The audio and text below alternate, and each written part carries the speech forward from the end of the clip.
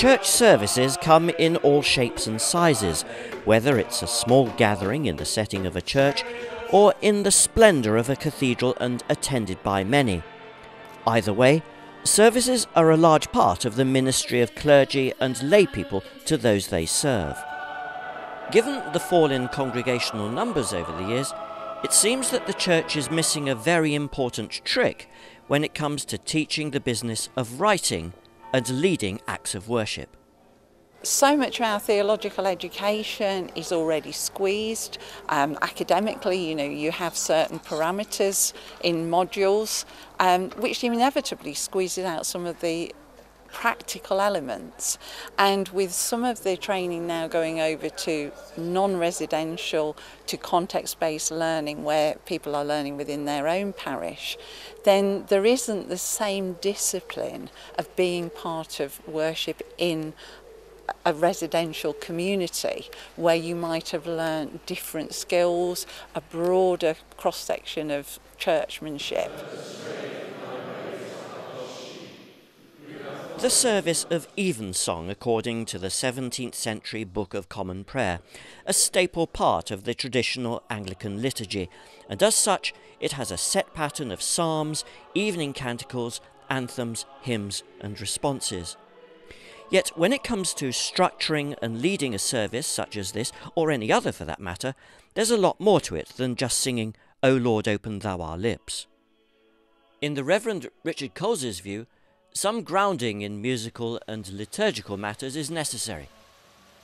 So my experience is that there are more and more people coming through in ministry, ordained ministry and lay, who don't have that, and I think we will suffer as a result. That's not to say they bring all sorts of other gifts which are equally important, but we will really lose something if we don't ensure that people do have a familiarity with liturgy.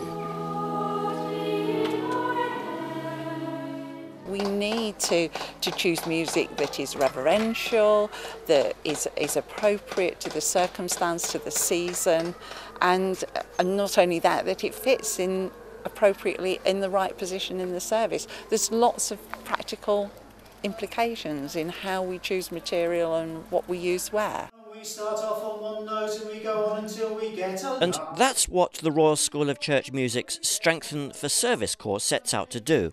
It's a 2-day residential course in music and liturgy. We organise some of them ourselves, like this one in Sarum College in Salisbury, and also on request. This course covers a lot of ground, from management of a music team, or how to survive without one. Matters such as employment and safeguarding are covered too. There are acts of worship in different styles, individual coaching if required, and practical sessions on how to choose music and how to be helpful to your musicians so that you get the best results, such as choosing things several weeks ahead so they've got time to learn it. And a timeline of the history of church music, which may seem like a luxury, but actually I think that to understand how we've acquired all our kit for worship, where it's come from, what it's about, is a major part of choosing an intelligent package that communicates itself to a congregation.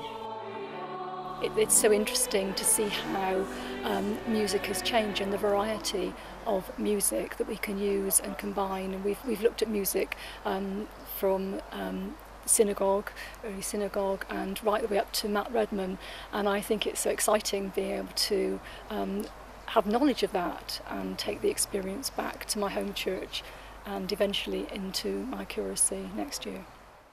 Some, like the Reverend Mandy Williams, have come on the course to fill gaps left in their training in college and since. At no point have I really had this kind of how to put it together, how to understand the musical side.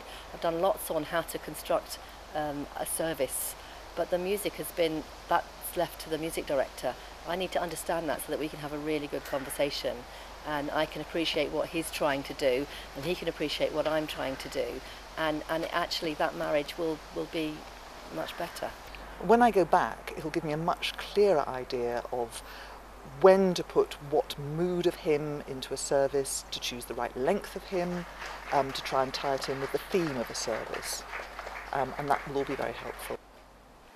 I think it's going to help a lot. I can take back to the rest of the members at my home church at the moment, how we can balance our music, how we can start our service off with our welcome, and we can end our service well.